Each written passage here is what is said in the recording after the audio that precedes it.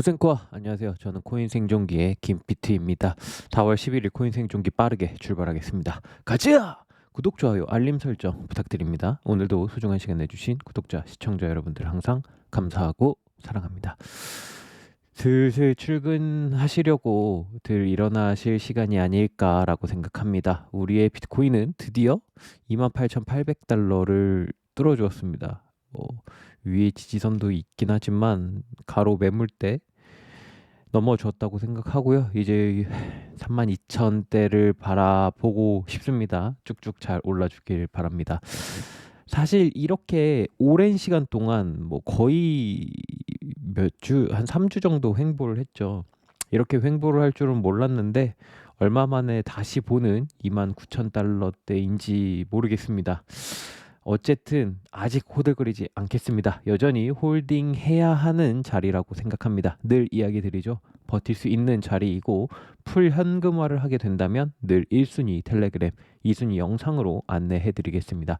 여전히 95% 코인을 들고 있는 상황입니다. 아직 일봉 마감이 되지는 않았지만 복마감 이쁘게 잘 마감해 주길 기도하겠습니다. 제발 1월에 이 느낌 있잖아요. 1월에 이 느낌. 큰카 냄새가 납니다. 한 번만 더 보여주길 바랍니다. 많은 분들이 비트 흡성장이냐 알트코인장이냐를 놓고 이야기를 많이 하는 것 같은데 비트코인은 사실 지금 저점 대비 한 89% 올랐고 이더리움 같은 경우에는 한 80% 정도 올랐다고 보고 있거든요. 얼추 비슷하죠, 사실. 순서의 차이이지 누구든 가긴 갑니다. 그리고 결과 역사적으로 본다면 비트코인보다 이더리움이 조금 더 많이 갔던 것이 사실이기는 하죠. 저는 사실 포트폴리오에 이더리움이 더 많아서 아무튼 비트코인 도미넌스 이제 지금 상황에서 비트코인 도미넌스 48 구간 사실 지금 이 상황이에요. 거의 토탈 원 차트 1.18 이 두 가지 구간을 어떻게 넘어주는지 조금 지켜봐야 할 것 같고요. 이더리움 사토시 같은 경우엔 이제 최대 0.075까지 그리고 최소 0.058 부근까지 생각을 좀 해볼 수 있을 것 같습니다. 알트장이냐 비트 흡성장이냐 누가 먼저 오든 상관없으니까 오르기만 합시다. 네, 자 정말 시장의 모든 사람들이 기다리는 것처럼 보이는 CPI 발표 거의 두 달, 세 달 전부터 23년 들어오고 나서부터 CPI 계산식이 바뀐다라고 이야기를 했었어요. 이게 사실 2년에 한 번씩 바뀌는 건데 올해 들어서면서부터 1년에 한 번씩 바뀌었고 계산식이 바뀔 때마다 바뀌는 순간부터 한두 달 정도는 CPI가 살짝 예상보다 위로 튈 수도 있다라고 이야기를 했었죠. 이제 우리는 계속 하락하던 추세에서 약간 주춤할 수도 있다라는 이야기를 했었고 이제 다가오는 수요일이 23년 3월 CPI 수치가 발표될 예정입니다. 일단 인베스팅닷컴 기준 5.2%의 이제 YOY를 이제 예상하고 있고 클리브랜드 예상치를 보더라도 5.22를 이제 예상하고 있거든요.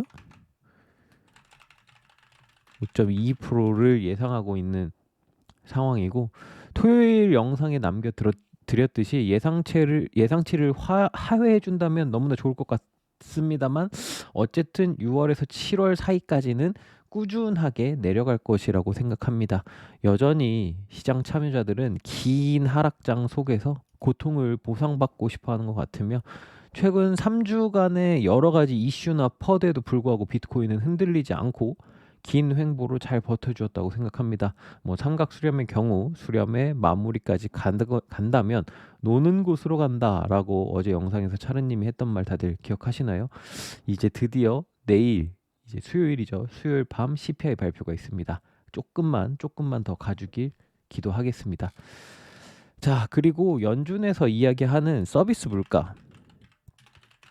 결국에는 이게 말이 어려운 것 같아 보이지만 임금이 줄고 노동시장이 좀 죽어야 한다. 뭐 이런 말로 받아들일 수 있을 것 같아요. 사실 근데 임금이 주는 건 쉽지 않죠. 저도 성인이 되고 나서부터 이제 우리 최저시급이라는 게 있었는데 그 당시 한 4,800원 정도였던 것 같은데 지금 거의 2배가 되는 상황이죠. 그래서 임금이 주는 거는 이제 말이 안 되지만 그 임금 상승률이 조금 줄어야 한다라는 의미로 받아들이시면 될 것 같아요. 어쨌든 3월 노동부에서 발표한 자료들, 미국 노동부예요. 자료들을 이제 본다면 비농업 고용자 지수가 뭐 이번 달에 23만 6천 건으로 발표가 되었어요. 예상치가 23만 9천 건이었고 지난달 발표가 32만 6천 건이었습니다. 꽤나 많은 하락을 보여주고 있죠. 무슨 말이냐면 3월에 일을 구하는 노동자들이 늘어나고 있다라는 이야기예요. 기업들의 고용세 증가가 조금 줄어들었고 무엇보다 임금 상승률이 조금 줄어들었습니다. 지난달 임금 상승률은 역시 YOY로 전년 대비로 한 4.2% 상승했거든요. 근데 이게 21년 여름 이후 가장 조금 증가한 증가율입니다. 어쨌든 많은 업종에서 해고당하는 사람들도 많아지고 있어요. 특히나 이제 뭐 우리가 얘기 많이 들을 수 있는 건 우리가 사실 뭐 미국 뭐 슈퍼에서 사람이 많이 잘린다 이런 거는 듣기 좀 힘들잖아요. 근데 이제 미국 기술 기업들, 테크 기업들, 그리고 뭐 금융 요런 쪽에서 많은 해고자들이 나오고 있고 아직 해고 예정 중인 곳들도 많다고 합니다.